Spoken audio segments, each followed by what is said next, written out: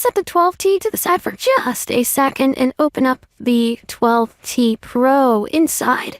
Designed by Xiaomi, we have a SIM ejection tool. We also get a clear case. Always nice to see extras included, and just your standard booklets. Next up is the 12T Pro. Here's some information about it. This does have the Snapdragon 8 Plus Gen 1 processor. We're going to set that to the side for just a second. Continuing through here, actually included, always love to see that, the 120 watt charger. So this phone will charge crazy fast, including a USB Type-A to USB Type-C cable. Let's see if there's anything different in the 12T. And that answer is nope. Exact same stuff in the box. You also get a 120 watt charging brick, tiny bit heavier. You can't tell in your hand though. So let's peel off the plastic on both of them. Here is just about the exact same. You'll notice that the lens on the camera is going to be different, but overall these feel very similar. I'm going to boot both of these phones up. While they boot up, let's take a close look at the hardware and see if we can notice any differences. Down at the bottom, exact same SIM card slot, USB Type-C, a little bit larger on the Pro model.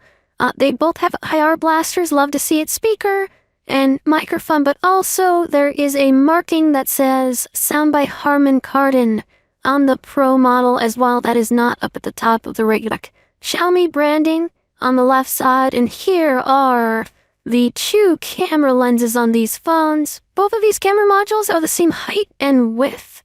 However, like I mentioned, the Pro model protrudes out just a little bit more because of that main sensor. You'll see it marked right there, 108 megapixel, both of them. I'd also like to point out that both come with a screen protector pre-installed. Also want to point out that the Pro model has an IP53 rating for dust and splash resistance, whereas there's no rating on the regular model. So I'm going to run through the startup process to start with anything that's noteworthy. We have the ping, and now the vibration field back, and they use the same vibration motor in both of these devices. Alright, both these devices are all set up, does and not.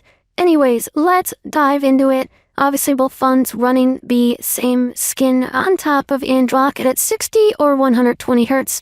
This will drain your battery a little bit more if you lock that on. So let's jump into settings though, go a little bit further. There is an always on display. Love to see that. Turn that on, with which will show